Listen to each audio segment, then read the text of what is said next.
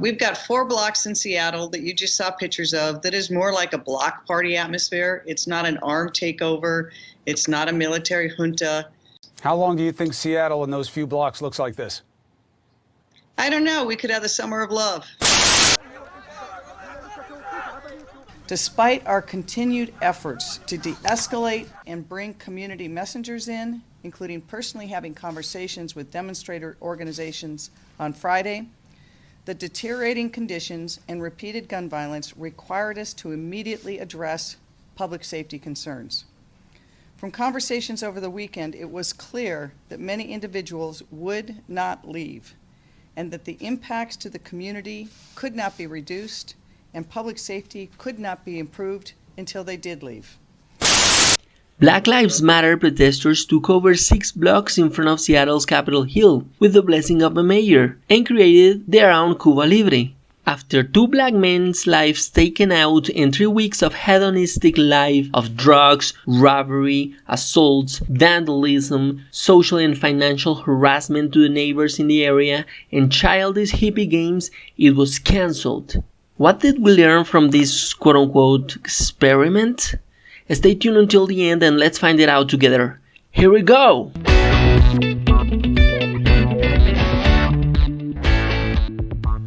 Guys, welcome to Reality Explaining. Here we comment on the news and the Twitter sphere.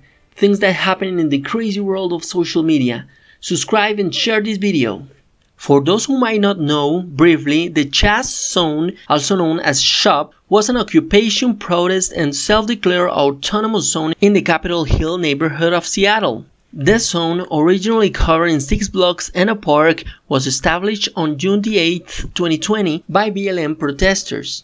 Basically, the tensions between the police and protesters/vandals started in the previous weeks, escalating to riots. At some point at the beginning of June, the police left the area in an effort to de-escalate the riots, and by the 8th, it was occupied and declared a quote-unquote autonomous zone, like if that's possible.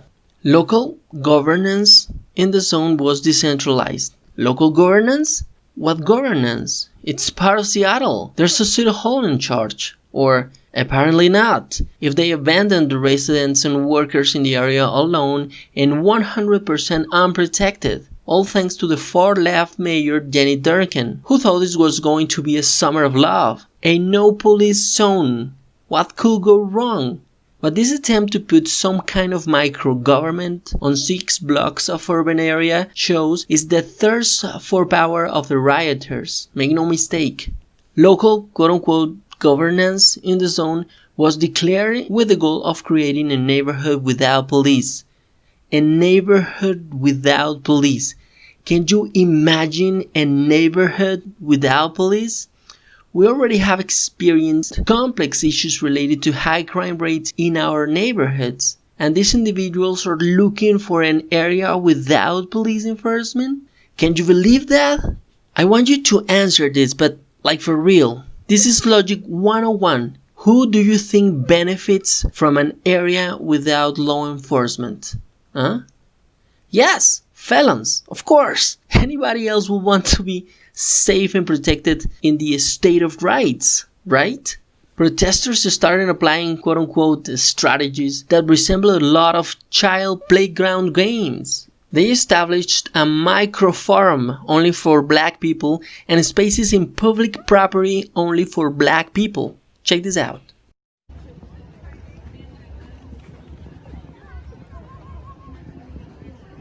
How long's the blackout going for?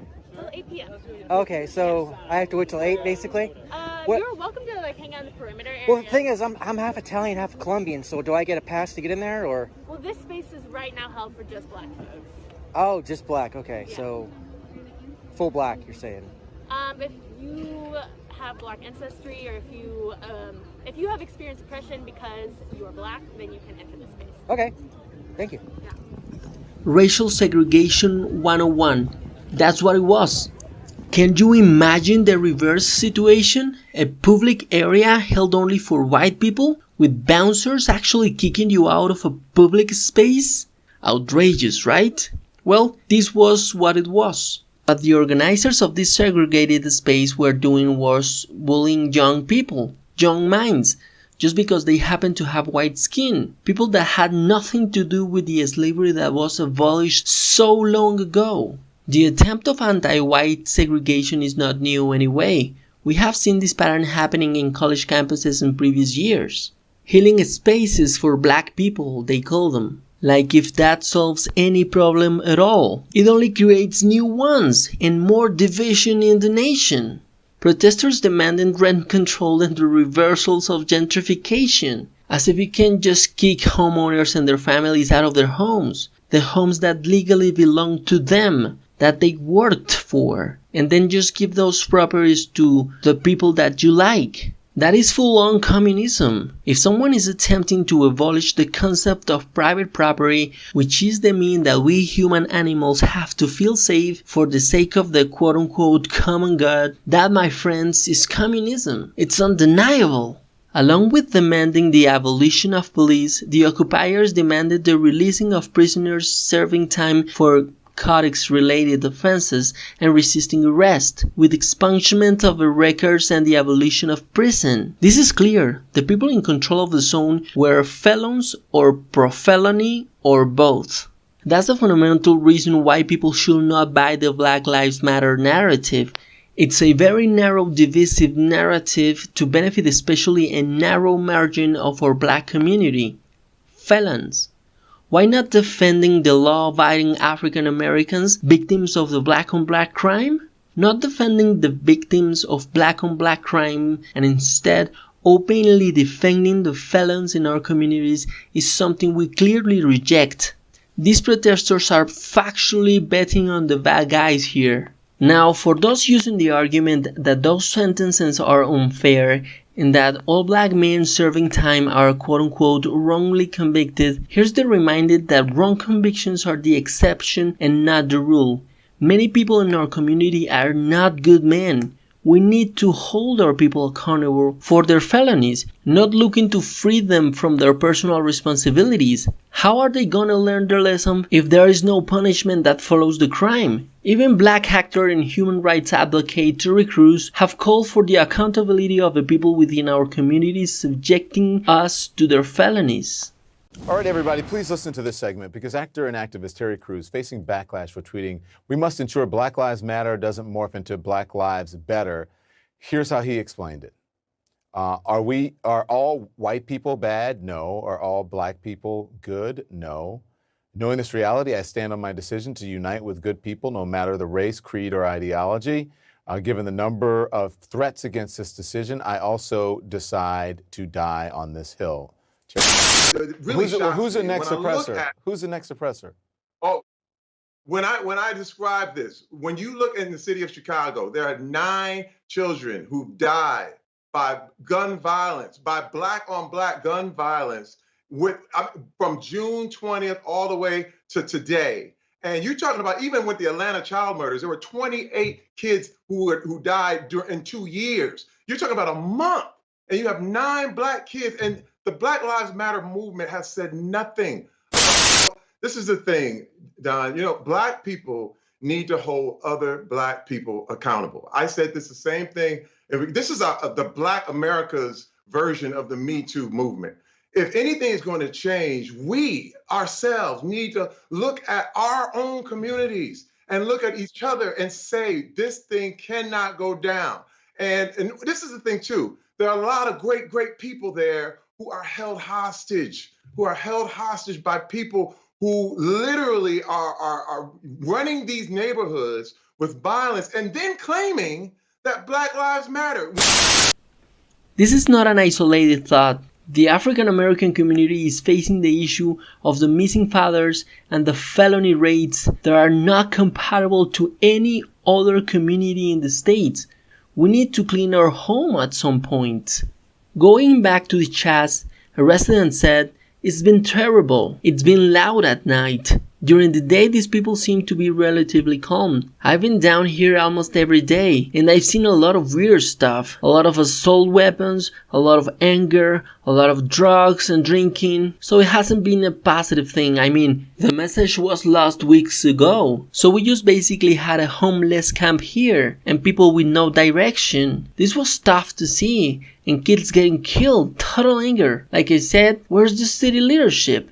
Residents were held hostage, but locals are understandably intimidated from talking about it. I'd rather not get killed by these Antifa people. An 8-year tenant of an apartment near the East Precinct said, "Now every criminal in the city knows that they can come into the area and they can do anything they want, and the police won't come in to do anything about it." Frustrated by block streets, criminal behavior, and lawlessness, some residents temporarily moved out and others installed security cameras. A man who said he 100% supports the protest told TV station, "I don't even feel safe anymore."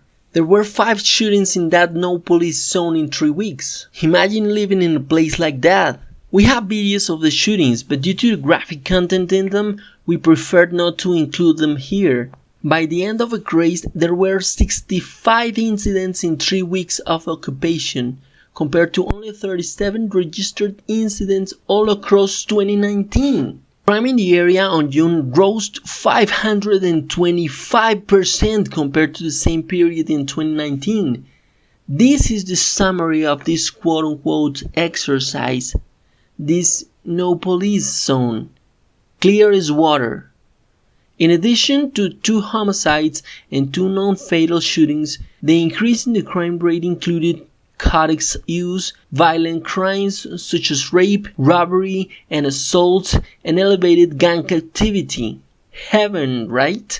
This is a real-life example of what could happen if we the people allow divisive and selective rage organizations to defund the police. Crime in our neighborhoods multiplied. Even after the Terry Crews interview with Don Lemon, commentators all over YouTube criticized Lemon's position and the BLM's position to focus only on the small issue of police brutality when black-on-black crime is several times worse.